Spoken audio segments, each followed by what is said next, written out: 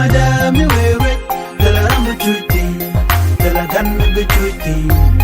tala metibu Bia Kamal ka Nuer online TV kajan gwasame bana roch bana jaling Ner malaken yam kanasen kona lenka thoknath nas ke lenka Läär ka Nuer online TV mi jirame mi jidit kajan channel ame ti jen o der subscribe ke der jen nyak bakanetin kokien an Läär bana gajan gwasame shaytanya no kwer Jonglei state chiramla jagang ke Ramadan la te to duare chero da ber däär kwisha ajel Läär dan bana gajan gwasame Ramadan en la kwer Jonglei state gang dore kieto kale chaldo sharoda ber kwije däär ajen Läär dan banaling shit komishaling o katinde chaldo sharamala gang to kal kwarni dinai shago roda ber däär kwije chaldo area gamotoka ke jeilat roja me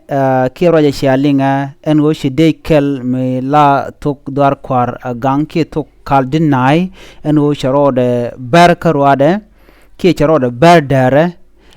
chagwar ka Facebook page dung kwarni dinai ki governor office page ka chalado ende chen sharode ber däär kwisha en wo shamuin roda bot dung do ja teka ende chamo ka roja dana chalat kaja kachi kwer ladano ende jandan en shiroda moika bot däär en maide yoda roda karwade gwas romaje kiangara kaje reduel ndan titen shalano teka nas te shede kwen jegano ram shiroda pet däär kabar ishaje de nak katet shikwer lado en rajamo chi tok rajamo e kach kadobadan en chajalat kaje ende jen shiroda moika bot däär ejen gon lok match kwishamo ke ejen tema ba kana liu jateka dungdo chamoy ni roda bot anyogan ende jandana chiroda ber jen chiroda ber ngeje re duel dan tetin ko jen lyangana match ki gwad dan shi match wak re duel tetin chachu ngajo teka mi chiroda lad gwad dan tetin kashwaje shugul chajala do ende jamo teka runti jen jok la run deb kada kashwaje duel endan en cho the maiditin gwad dan shi match roda yotin kashwaje gano jen charoda ped däär shwai shu kanre duele kashwaje nangre duel walen wini ende jamo shwale gat kek lulbol jen charoda moch kabot re duele karwade kala dan chalat kaje chalado jadul walantama chalado en gat kek lulbol en shiroda ber ajaram bimen chitwo kaje lado ko jadul walantama chukwer lade nono ko jaram dan en ngany dan choda lat gwadan te duel karwade kenon tema jatin kana walkare duel chalado poinde bamanan choda lat kire gadan chejek do badana be kaje bajalat ko jab tetka kimni ke tetka doktori ko ba bordan diden chaladwide ke bara choda ber kaje mi chalado pet ajen burwaje ko gwasa dan chagwa kaje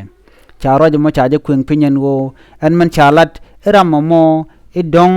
bargane je katet ke te ramshi don ode janak chaje lado e kach chikwani dinai joksha gor charoje mo chajalat Ramadan en la kwer Jonglei state ke Jonglei state governor Ramadan ente we Jonglei kele pinda chelado ende chame edish milat kakel alatok alu edish megangre kal ka jen charoda berkar wade ko baje kula ngajene dialo men charoda ladin wini ngutu ogoni shidina chajalado shi gadwich charoda moch gatkek lulbol charoda moch ka bot karwade re duel dan tetin ka chwa chu jek re duel lo jen chatoy ke che toy gwa dan charoda bertin ke chatet chwa chu kan ka chwa nang duel wal chalado jateka kan yeda kan tesnien ajen be mandana choda lado ajen be jalado agwa ko do badana baje linka je ene dial ajale dande kon linga jan gwasme mi jiram jidit ke jen channel me gore en go jin bi jan yak nasin ko ken kan no go ba en go jin bi subscribe ko de lertin kon non ka tungnet nas de kan kula shub kaji kapet biya lerin ko ken bana ka len lin ka gwasan be biya takamal bye bye.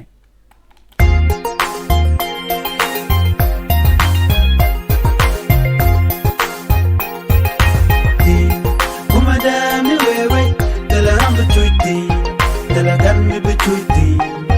tala meti belonti. Kuma da mi wewe, tala am bechuti, tala gan mi bechuti.